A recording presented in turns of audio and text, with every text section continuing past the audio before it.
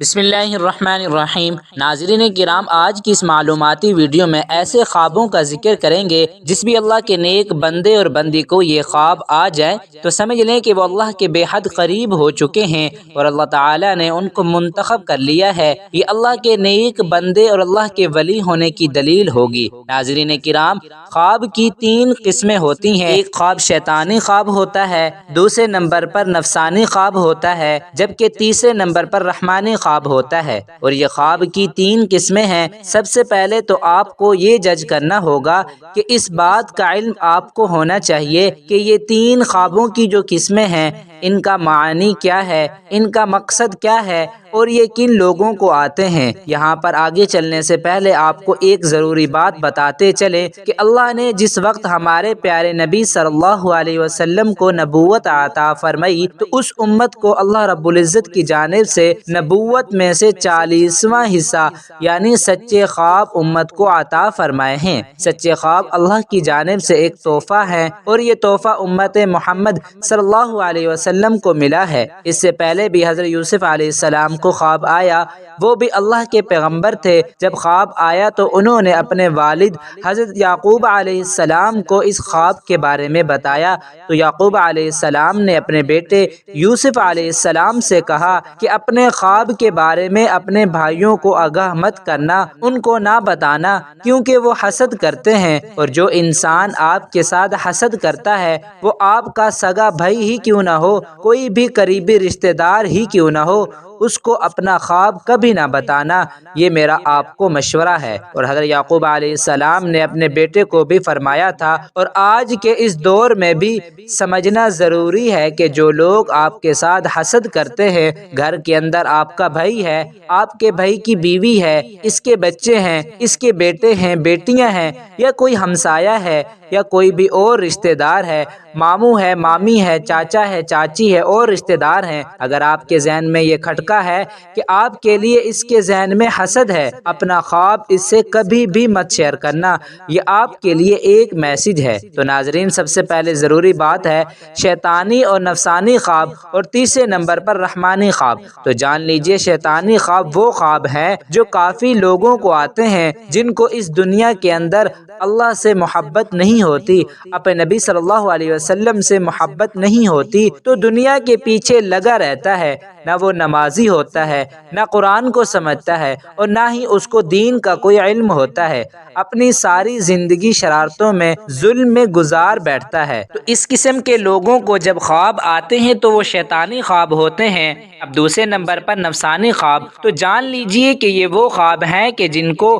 انسان فرض کرے کہ گوشت کا کام کرتا ہے یا کوئی بھی اور دکان اس نے بنائی ہوئی ہے، یہ کسی کے ساتھ اس کو محبت ہے تو وہ سارا دن اس کے متعلق سوچتا رہتا ہے کہ اب میں کیا کروں، اس کام کو مزید کیسے بہتر کروں، یہ ایسے کرنا ہے، یہ ایسے ویسے کرنا ہے، تو اس کے ذہن کے اندر سارا دن ایسی ہی باتیں چلتی رہتی ہیں۔ تو کئی مرتبہ ایسے خیالات کی وجہ سے اس کو دنیا کی محبت اور نفس کی وجہ سے جس پر وہ زیادہ وقت دیتا ہے تو اس قسم کے خواب آتے ہیں، اس کو نفسانی خواب کہتے ہیں، جبکہ ان کا بھی حقیقت کے ساتھ کوئی تعلق نہیں ہوتا۔ اب تیسرے نمبر پر جو خواب ہیں وہ ہیں رحمانی۔ پہلے ہم نے جانا شیطانی، نفسانی اور رحمانی، تو جان لیجئے کہ رحمانی خواب ان لوگوں کو آتے ہیں جو اللہ کے نیک و پاک اور برگزیدہ بندے ہوتے ہیں، جو نماز کا اہتمام کرتے ہیں، یعنی جو اچھے لوگ ہوتے ہیں،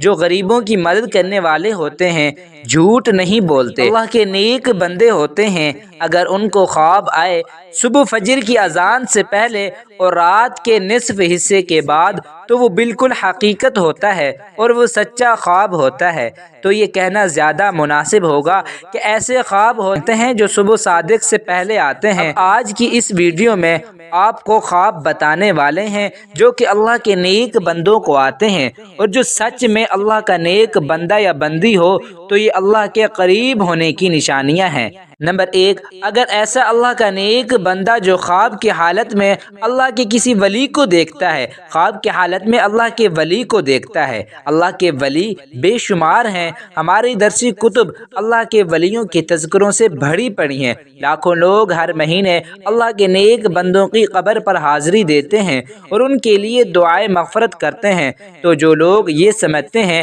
کہ اللہ کے کوئی نیک ولی نہیں ہوتے، انہیں اللہ کی رحمتوں کے بارے میں کچھ علم نہیں ہے۔ ذرا سوچیں کہ وہ لوگ کیسے اللہ کے نیک بندے ہیں کہ ان کو اس دنیا سے رخصت ہوئے سینکڑوں سال ہو چکے ہیں، لیکن آج بھی لوگ جوک در جوک ان کی قبروں پر حاضر ہوتے ہیں اور ان کے لیے دعائے مغفرت کرتے ہیں۔ بھلا کسی عام شخص کی قبر پر اتنے لوگ کیوں نہیں آتے؟ کیوں ان کے لیے دعائے مغفرت نہیں کرتے؟ تو یقیناً یہ اللہ کے برگزیدہ لوگ ہیں کہ جن کے درجات اللہ نے بلند کیے ہیں اور مزید بلند کرنا چاہتا ہے۔ تو جان لیجئے کہ جب کوئی اللہ کا نیک بندہ آپ کے خواب میں آتا ہے، اس کو